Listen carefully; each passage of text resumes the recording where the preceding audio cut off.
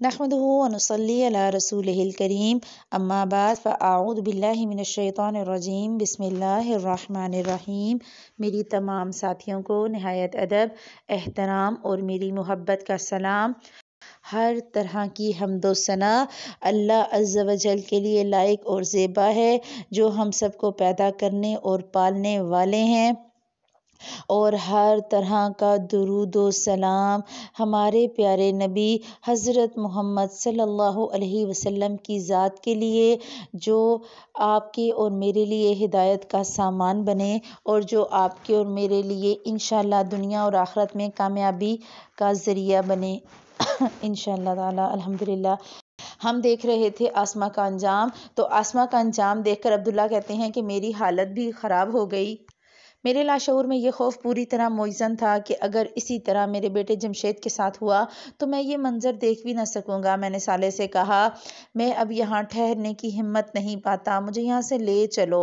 سالے میری کیفیت کو سمجھ رہا تھا، وہ بغیر کوئی سوال کیے میرا ہاتھ پکڑے ایک سمت روانہ ہو گیا۔ راستے میں جگہ جگہ انتہائی عبرتناک مناظر تھے۔ ان گنت صدیوں تک میدان حشر کے سخت ترین ماحول کی اذیتیں اٹھا کر لوگ آخری درجے میں بدحال ہو چکے تھے۔ دولت مند، طاقتور، بارسوخ، ذہین، حسین، صاحب اقتدار اور ہر طرح کی صلاحیت کے حاملین اس میدان میں ذبوں حال پھر رہے تھے۔ ان کے پاس دنیا میں سب کچھ تھا، بس ایمان و عمل صالح کا ذخیرہ نہ تھا۔ یہ پائے ہوئے لوگ آج سب سے زیادہ محروم تھے، یہ خوشحال لوگ آج سب سے زیادہ بدحال اور دکھی تھے، یہ آسودہ حال لوگ آج سب سے زیادہ بدحال تھے۔ ہزاروں برس سے خوار و خراب یہ لوگ موت کی دعائیں کرتے، رحم کی امید باندھے، کوئی سفارش اور شفاعت ڈھونڈتے ہوئے پریشان حال گھوم رہے تھے۔ کہیں عذاب کے فرشتوں سے مار کھاتے، کہیں بھوک اور پیاس سے نڈھال ہو جاتے، کہیں دھوپ کی شدت سے بے حال ہو جاتے، مگر یہ لوگ نجات کے لیے کچھ بھی کرنے کو تیار تھے۔ اپنی اولادوں کو اور اپنے بیوی بچوں کو، اپنی ساری دولت اور ساری انسانیت کو فدیے میں دے کر آج کے دن کی پکڑ سے یہ بچنا چاہتے تھے، مگر یہ آج تو ممکن ہی نہ تھا۔ وہ وقت تو گزر گیا جب چند روپے خرچ کر کے اور کچھ وقت دے کر اعلیٰ ترین نعمتوں کا حصول ممکن تھا۔ آپ اندازہ کریں نا، آپ کی پوری کمائی میں سے زکوٰۃ کتنی ہے؟ 2.5%۔ آپ کی 24 گھنٹوں میں سے فرض نماز کا وقت کتنا ہے؟ ہارڈلی آدھا گھنٹہ۔ اگر آپ ساری نمازوں کا ٹائم بھی جمع کریں تو جتنی ہماری نمازوں کی سپیڈ ہے، ہارڈلی 24 گھنٹوں میں سے آدھا گھنٹہ۔ اللہ نے کہا تھوڑا وقت دیا ہوتا تو بڑی جنت پا لیتے۔ یہ لوگ ساری زندگی کریئر اور اولاد اور جائیدادوں پر انویسٹ کرتے رہے۔ کاش یہ لوگ آج کے دن کے لیے انویسٹ کرتے تو اس حال کو نہ پہنچتے۔ اللہ سے دعا کریں، اللہ مجھے اپنی انویسٹمنٹ تیرے ساتھ کرنی ہے، مجھے مال بھی تجھے دینا، میں نے اولاد بھی تیرے راستے میں لگانی، میں نے دنیا بھی تیرے لیے کمانی اور میں نے آخرت بھی تیرے لیے پانی۔ اگر آپ اور میں کوشش کریں گے تو ہم دنیا میں رہ کر اور دنیا کے اس فحاشی اور بے حیائی کے دور میں رہ کر بھی اپنی ذات کو بچا سکتے ہیں، اگر ہمیں ہمارا اللہ سبحانہ و تعالی ہمارا مددگار بنے اور ہم نیت اور ارادہ کریں۔ ہم اپنے پاؤں کو نہیں پھسلائیں گے، ہم حتی الامکان اپنے آپ کو، اپنی اولادوں کو گناہوں اور برائیوں سے بچائیں گے، ہم حتی الامکان دین پر چلیں گے تو اللہ سبحانہ و تعالی ضرور ہماری مدد کریں گے۔ میدان حشر میں بار بار لوگوں کا نام پکارا جاتا، جس کا نام لیا جاتا 2 فرشتے تیزی سے اس کی طرف جھپٹتے اور اس کو لے کر اللہ کے حضور پیش کر دیتے۔ لگتا تھا کہ فرشتے مسلسل اپنے شکار پر نگاہ رکھے ہوئے ہیں، کیونکہ لاکھوں اور کروڑوں کے اس مجمع سے بلا تردد وہ اپنے مطلوب شخص کو ڈھونڈ لیتے۔ میری متلاشی نظریں لاشعوری طور پر جمشید کو ڈھونڈ رہی تھیں، مگر وہ مجھے کہیں نظر نہ آیا۔ سالے میری کیفیت کو بھانپ کر بولا، میں جان بوجھ کر تمہیں اس کے پاس نہیں لے جا رہا، اس کی بیوی بچے ساس سسر سب کے لیے پہلے ہی جہنم کا فیصلہ سنایا جا چکا ہے اور کچھ معلوم نہیں کہ اس کا انجام کیا ہوگا۔ بہتر یہ ہے کہ تم ابھی اس سے نہ ملو یہاں تک کہ اللہ تعالیٰ خود کوئی فیصلہ کر دیں۔ اس کی بات سن کر ہونا تو یہ چاہیے تھا کہ میری کیفیت بہت اداس اور غمگین ہو جاتی، لیکن نہ جانے کیوں میرے دل میں یہ احساس پیدا ہوا اور میں سالے سے کہنے لگا، میرے رب کا جو فیصلہ ہوگا وہ مجھے قبول ہے۔ میں اپنے بیٹے سے جتنی محبت کرتا ہوں، میرا مالک اور میرا داتا اس سے ہزاروں گنا زیادہ اپنے بندوں سے محبت کرتا ہے، بلکہ ساری مخلوقات اپنی اولاد کو جتنا چاہتی ہے، میرا رب تو اس سے بڑھ کر اپنے بندوں پر شفقت کرنے والا ہے۔ جمشید کی معافی کی اگر 1% بھی گنجائش ہے تو یقیناً اسے معاف کر دیا جائے گا، اور اگر وہ کسی صورت معافی کے لائق نہیں تو رب کے ایسے کسی مجرم سے مجھے کوئی ہمدردی نہیں، چاہے وہ میرا اپنا بیٹا ہی کیوں نہ ہو۔ میری بات سن کر صالح مسکرایا اور بولا، تم بھی بہت عجیب ہو، اتنے عجیب کہ بس۔ ہاں میں شاید عجیب ہوں، مگر ایک کریم رب کا بندہ ہوں، اس نے میرے دل میں سکینت نازل کر دی ہے، اب مجھے کسی کی کوئی پرواہ نہیں۔ ویسے ہم جا کہاں رہے ہیں؟ یہ ہوئی نا بات، اب تم لوٹے ہو، اب تم دوبارہ ایک باپ سے عبداللہ بنے ہو، لیکن میں تمہیں یہ بتا دوں کہ ابھی تک لوگوں کی نجات کا امکان ہے۔ اللہ تعالیٰ میدان حشر کی اس سختی کو بہت سے لوگوں کے گناہوں کی معافی کا سبب بنا کر ان کے نیک اعمال کی بنا پر انہیں معاف کر رہے ہیں۔ تم نے اتفاق سے سارے مجرموں کا حساب کتاب ہوتے دیکھ لیا، مگر کچھ لوگوں کو ابھی بھی معاف کیا جا رہا ہے، اس لیے کہ خدا کے انصاف میں کوئی سچی نیکی کبھی ضائع نہیں جاتی۔ میں نے صالح کی بات کے جواب میں کہا، بے شک میرا رب بڑی قدر کرنے والا ہے، مگر ہم جا کہاں رہے ہیں؟ ہم اصل میں جہنم کی سمت جا رہے ہیں، میں تمہیں اب اہل جہنم سے ملوانا چاہ رہا ہوں۔ تو کیا ہم جہنم میں جائیں گے؟ میں حیران ہو کر اسے دیکھ رہا تھا۔ نہیں نہیں، یہ بات نہیں، اس وقت اہل جہنم کو جہنم کے قریب پہنچا دیا گیا۔ یہ جو تم میدان دیکھ رہے ہو، اس میں الٹے ہاتھ کی سمت ایک راستہ بتدریج گہرا ہو کر کھائی کی شکل اختیار کر لیتا ہے۔ جہنم کے 7 دروازے اسی کھائی سے نکلتے ہیں، جیسا کہ تم نے قرآن میں پڑھا کہ ان 7 دروازوں میں 7 مختلف قسم کے مجرم داخل کیے جائیں گے۔ صالح مجھے بتا رہا تھا تو میں نے محسوس کیا کہ میدان میں نشیب کی سمت ایک راستہ اتر رہا تھا۔ ہم اس راستے پر نہیں گئے بلکہ اس کے ساتھ ساتھ جو بلند زمین تھی اس پر چلتے رہے۔ تھوڑی دیر میں یہ راستہ تنگ ہو کر کھائی کی شکل میں تبدیل ہو گیا۔ ہم اوپر ہی تھے جہاں سے ہمیں نیچے کا منظر صاف نظر آ رہا تھا۔ اس راستے پر جگہ جگہ فرشتے تعینات تھے جو مجرموں کو مارتے اور گھسیٹتے ہوئے لے جا رہے تھے۔ تھوڑا آگے جا کر اس تنگ راستے یا کھائی پر رش بڑھنے، یہاں کھوئے سے کھوا چھل رہا تھا۔ بدہیبت اور بدشکل مرد و عورت اس جگہ ٹھسے پڑے تھے۔ یہ وہ ظالم اور فاسق اور فاجر لوگ تھے جن کے انجام کا اعلان ہو چکا تھا، اور جہنم میں داخلے سے قبل انہیں جانوروں کی طرح ایک جگہ ٹھونس دیا گیا۔ وقفے وقفے سے جہنم کے شعلے بھڑکتے اور آسمان تک بلند ہوتے چلے جاتے۔ ان کے اثر سے یہاں کا سارا آسمان سرخ ہو رہا تھا، جبکہ ان کے دہکنے کی آواز ان مجرموں کے دلوں کو دہلا رہی تھی۔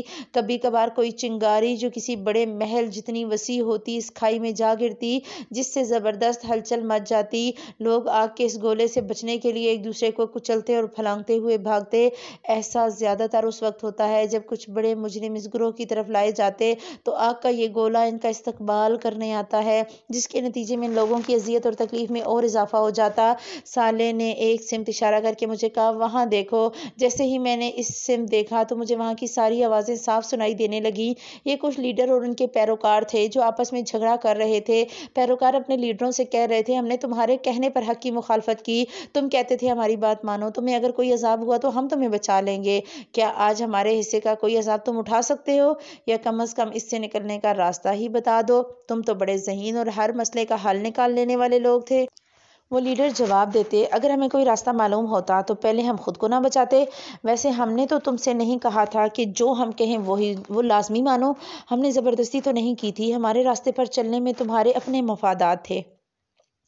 اب تو ہم سب کو مل کر اس عذاب کو بھگتنا ہوگا۔ اس پر پیروکار کہتے، اے اللہ، ہمارے ان لیڈروں نے ہمیں گمراہ کیا، انہیں دگنا عذاب دے۔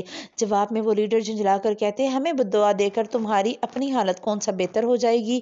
اس گفتگو پر صالح نے تبصرہ کیا، ان سب کے لیے ہی دگنا عذاب ہوگا، کیونکہ جو پیروکار تھے وہ بعد میں آنے والوں کے لیڈر بن گئے اور انہوں نے اگلوں کو اسی طرح گمراہ کیا۔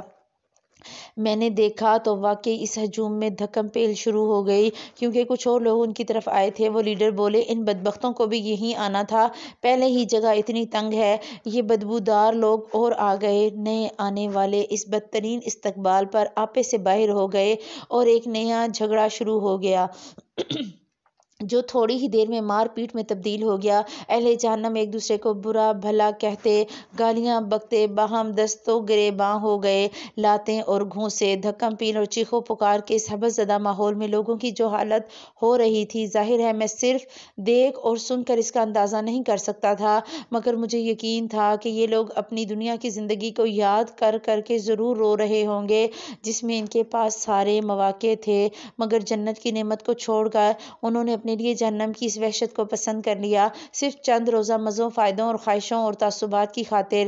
صالح مجھ سے کہنے لگا ابھی تو یہ لوگ جہنم میں گئے ہی نہیں، وہاں تو اس سے کہیں بڑھ کر عذاب ہوگا۔ ان کے گلے میں غلامی اور ذلت کی علامت کے طور پر طوق پہنایا جائے گا، پہننے کے لیے گندک اور تارکول کے کپڑے ملیں گے جو دور ہی سے آگ کو پکڑ لیں گے۔ یہ آگ ان کے چہرے اور جسم کو جھلسا دے گی، وہ اذیت سے تڑپیں گے مگر کوئی ان کی مدد کو نہ آئے گا، نہ ان پر ترس کھائے گا۔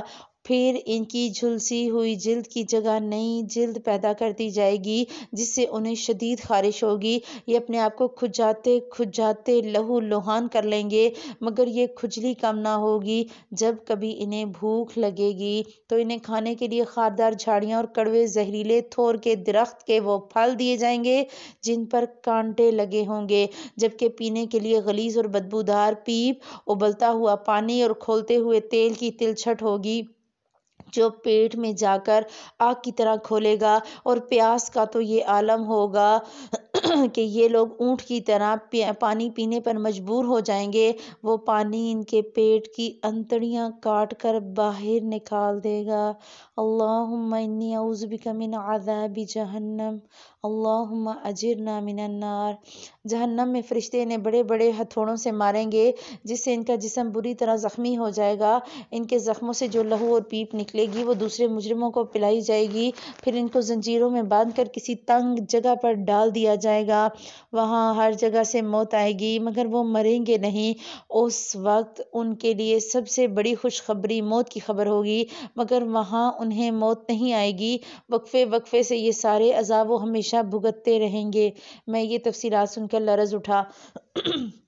صالح نے مزید کہا اہل جہنم کو جہنم میں داخل کرنے سے قبل یہاں اوپر لایا جائے گا اور انہیں جہنم کے ارد گرد گھٹنوں کے بل بٹھا دیا جائے گا، چنانچہ ان کے لیے سب سے پہلا عذاب یہ ہوگا کہ وہ اپنی آنکھوں سے سارے عذاب دیکھ لیں گے، پھر گروہ در گروہ اہل جہنم کو جہنم کی تنگ و تاریک جگہوں پر لے جا کر ٹھونس دیا جائے گا اور عذاب کا وہ سلسلہ شروع ہوگا جس کی تفصیل میں نے ابھی بیان کی۔ تو کیا سارے اہل جہنم کا یہی انجام ہوگا؟ نہیں، یہ تو بڑے مجرموں کے ساتھ ہوگا، دوسروں کے ساتھ تو معاملہ ہلکا ہوگا مگر یہ ہلکا معاملہ بھی بہرحال ناقابل برداشت عذاب ہوگا۔ پھر اس نے ایک اور سمت اشارہ کیا تو میں نے دیکھا وہاں بعض انتہائی بدہیبت اور مکروہ شکل کے لوگ موجود تھے۔ صالح ایک ایک کر کے مجھے بتانے لگا کہ ان میں سے کون شخص کس رسول کا کافر اور مخالف تھا۔ میں نے خاص طور پر نمرود اور فرعون کو دیکھا کیونکہ ان کا ذکر بہت سنا تھا، انہی کے ساتھ ابو جہل، ابو لہب اور قریش کے دیگر سردار موجود تھے۔ ان سب کی حالت ناقابل بیان حد تک بری ہو چکی تھی، وقت کے یہ سردار اس وقت بدترین غلاموں سے بھی بری حالت میں تھے۔ ان کا جرم یہ تھا کہ سچائی آخری درجے میں ان کے سامنے آ چکی تھی مگر انہوں نے اسے قبول نہ کیا، خدا کے مقابلے میں سرکشی کی اور مخلوق خدا پر ظلم و ستم کا راستہ اختیار کیا۔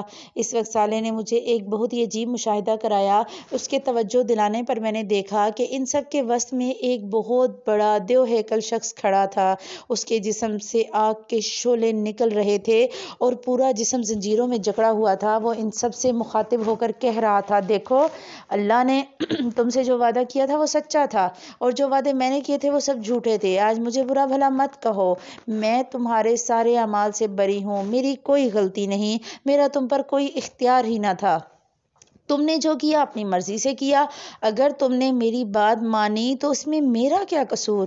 تم لوگ مجھے رسوا مت کرو، مجھے مت کوسو بلکہ خود کو ملامت کرو۔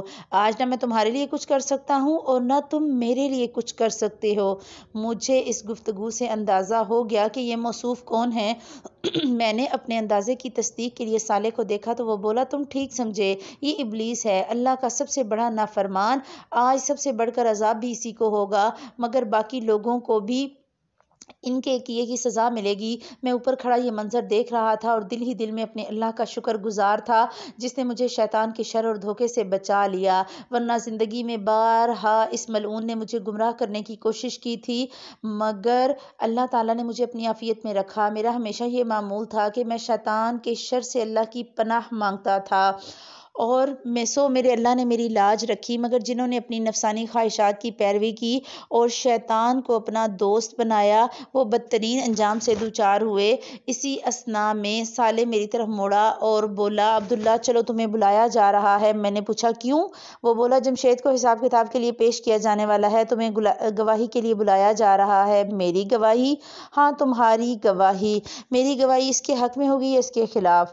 دیکھو اگر اللہ نے اسے معاف کرنے کا فیصلہ کر لیا ہے تو پھر وہ تم سے کوئی ایسی بات پوچھیں گے جس کا جواب اس کے حق میں جائے گا، اور اگر اس کے گناہوں کی بنا پر اسے پکڑنے کا فیصلہ کیا گیا ہے تو وہ تم سے ایسی بات پوچھیں گے جو اس کے خلاف جائے گی، یا ہو سکتا ہے وہ کوئی اور معاملہ کریں، اور حتمی بات تو اللہ ہی جانتے ہیں۔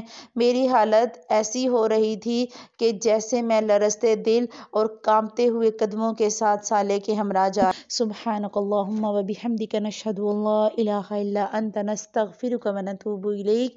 السلام علیکم ورحمۃ اللہ وبرکاتہ۔